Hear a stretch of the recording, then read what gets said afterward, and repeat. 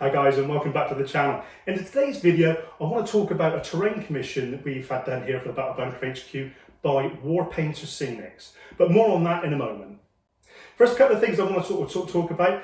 You might remember in the last video, the Sleepy Hollow terrain review that we've done, Big Ben had sort of announced through me to say that they would be doing a terrain giveaway of that terrain that we reviewed. As I said, this was nothing to do with our channel. It was as I was over there filming, Big Ben announced that he would do a terrain giveaway and announced it whilst I was doing the video. And I can pleased to announce that the winner of that terrain, from the comment that Big Ben has chosen, was to Lloyd Lewis. Congratulations, Lloyd, and I hope you enjoy the terrain kits and that will be coming away to you. To get in contact with Foreground, contact Floris Hussaarts. I'll leave a link in the FactoruM Community in the description below. Contact Floris through the community there, and hopefully, Lloyd, you can get your kits away to you. Second thing I want to talk about is recently, you might, if you follow me on Facebook, you would have seen I put a post up with us doing a hobby hangout with Duncan Rhodes. How did that all come about? Well, Mel had entered her black coach, and if you haven't seen her black coach for a Nightborn army, she'd done a little series of videos putting it together, painting it and that. And if you remember, Lucian announced that he thought it would be really good if it looked like it was jumping over a bridge. I'll leave a link to the playlist at the end of the video, and that way you guys can sort of catch up if you haven't seen it already. But basically what Duncan was doing, every month he does a painting challenge over on his channel. And the October's painting challenge was to paint something sort of, I suppose, to represent sort of Halloween, ghouly, that sort of, sort of that type of thing. And Mel entered her black coach. Well, recently she got the announcement come through that she had won the monthly painting challenge, which was really, really good. And as I said, part of the prize was an hour-long hobby hangout with Duncan, which we managed to hook up to him last Thursday. Hopefully, as this is scrolling through, took a picture while we were doing it, just as all of us there sort of doing hobby and actually we're all doing Lord of the Rings stuff. I think Mel was doing the new Sisters Force for Kilty. But anyway, no for that. But it was really, really good fun, really interesting to get some insights into Duncan's sort of painting world and how we sort of come about it and everything. And it was just great sort of a one-on-one sort of chat and that. So huge thank you to Duncan for doing that, and congratulations to Mel for winning the painting competition. Right, today's video, what's it all about? Today, I want to talk about a commission, as I said at the start of the video, that we've had done by Warpainter Scenics. And again, I'll leave links to Warpainter Scenics' their webpage. Now, their webpage is just a central contact page. They sell their products through Amazon and they have an eBay shop. But what I'll do is I'll just leave their webpage up, and you can contact them through there if you want any other sort of particular requirements. But as I said, in the description below for Warpainter Scenics. What did we want done? Well, Jamie and I have always wanted to do the Battle of the Bulge and the Ardennes properly, and it's something we've talked about many times about doing the Conflict 47 set, and our version of the conflict will be set from the Battle of the Bulge time. That's sort of that last sort of German throw of the dice in the end of the Second World War. But actually what does happen is that the last throw of the dice is it comes into a weird World War II, so that's sort of something we can go on to. But not only that, we've also talked about using this for other historical settings and sort of fantasy settings if we want to play it that way. Another one that we've sort of talked about is to use some of this terrain here for Star Wars Legion. Again, both of us are building up Hoth forces at the moment, so we're thinking, that could be quite interesting. What if sort of type of planet and that, so that's another thing to sort of look at in the end, further down the line.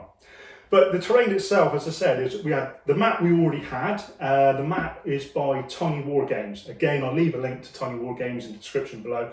Anything that I talk about in here, I'll leave links in the description below for what we've got and everything else that we've done. So as I said, we wanted some roads, we wanted some sort of wooded areas and that to represent the sort of Ardennes and all the big, the big forests and the tree blocks and that they have in there, especially the sort of fern trees and that they have there. And sort of fields and that, and I think it, as you can see hopefully from looking at the table there on the screen, it does look really, really good. I'm really impressed with it, and no, Jamie is as well, like jumping over the moon to get our armies on the table.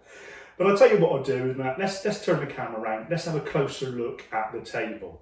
So here we have there. This is the table all sort of set out with the terrain that we had done. Like I said earlier in the previous part of the video, the map we already had that was done by Tiny Wargames. All the terrain on the table you can see at the moment is by Warpainter Scenics. And I say, Lee and Linda have done a fantastic job. Really impressed with their workmanship and also the speed of the time that they've done to get it done. I mean, it's really impressed. So great company. And I say, well worth checking out. Let's get down a bit closer on that. You can sort of have a look at the trees and everything else. The trees are K&M trees, I'm led to believe, which they've got for us. And the bases and that are all moulded bases and that, they're not MDF. So it's just really good. So I've got a bit of durability in that in the bases. Same with the roads and the fields. I'll just come around this way. Just turn the camera around as we're looking. Like I said, it really does fit the map. I was really impressed with how well it fitted the map. I couldn't believe it really. So when Jamie came home last night from work and that, he sort of come out and that, and he was like, wow, that's really impressive how it's all sort of blended together. One thing they did supply me was a bag full of, I'll just put that down there a minute, bag full of blanks. And as I said, what you can do, take the trees out and then you can put the blank in that in place. Just pop them down flat, there you go. And there's got loads of them and that you could put in, so you could take, as your troops are moving forward through the woods, you can put blanks in its place and that, especially if you've got a gun or you've got a vehicle and that in there. Which I thought, again, was a nice little touch. But what we'll do is I'll put some buildings out on there and put some figures out so you can sort of get another look at it. So there we have it then, with a few vehicles and a couple of buildings I've put on there. Buildings I already had. They are the, I think it's the farmhouse buildings or hamlet sets that the Warlord Games do for their bolt action range. I think painted up for the Ardennes and that and snowed them up. They really are nice and that. So we had them already in that. So it do actually fits in really well. I'm really impressed with how it all has now come together. Just with the Germans and that, so the German force I've got. Sent me a token, as I said, we've got quite a large collection, Jamie and I, both Americans and Germans, for this period. And like I said, I want to eventually go on to do sort of like a weird war, World War II, Conflict 47. I mean, I spoke about it before on the channel, but Jamie and I both like the first Captain America, the first Avenger, and that sort of setting and that sort of winter setting. That's really cool. So that's sort of like the idea of the conflict for us. It says pan back, so you can have a look through the table there. So that's it. And while we're here, I'm going to show you, I'll spin the camera over and I'll show you my other table all set, ready for a game of bolt action for tomorrow with my mate Richard. So we have then table all set up for France 1940, May 1940. Little bolt action game. It's about 750 points worth game. As I said, just roughly set the table out for some bit of fun. You might remember the building in the background there, as I just come a bit closer. I did a video on that, putting that together to make the little TV screen in there, little cinema. So that's just sort of displaying a little video of France 1940 to France 1940. Yeah, really cool. Can't wait to play this. We haven't played bolt action for a long time, Richard and I. So we're really we're excited about playing this one. Forces wise, I'll tell you what I'll do. I'll span the camera over here a minute and I'll look at the forces. I'll just put them out actually. So here's the British force. We got, start at the back, this will be easier. We got Lieutenant and number 2 and the free observer of the battle, excuse me, hands a minute. Boys anti-tank rifle team, Vickers medium machine gun, and obviously the 2-pounder. We've got a recce carrier here, and then we've got 4 sections of infantry, all with Bren gun and that in there. So that's really good. All regulars to represent the troops that would be in France at the time, sort of one of the territorials or the regular army. So yeah, really looking forward to that. Germans wise, this is obviously forces representing first wave, 7th Panzer Division. Being 7th Panzer Division, obviously we've got the Panzer 38T there, that's why. So again, we got another lieutenant here, and obviously number 2, treble 2 armoured car, and the Panzer 38T, which again you've all seen on the channel. With that, I'll tell you what I can do is I can put in videos on the end of this video to show you the playlist and that of these. German medium machine gun, and we got a medium mortar, and then 3 sections of infantry, all with light machine gun and SMG for the NCOs. So that is the forces for tomorrow. Really looking forward to getting them out on the table.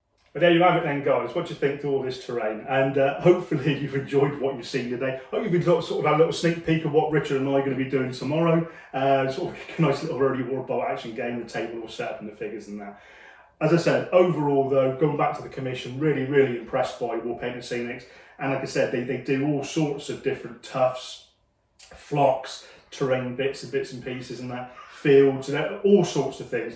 Well worth checking out. And as I said, all what I've said about companies and that, and links are in the description below. Let's go and check them out. So there we have it then, guys. I hope you've enjoyed all this video, and I hope you enjoyed sort of looking around at what we're doing. And until next time, guys, hope all your projects are going well. Please stay safe and happy with it.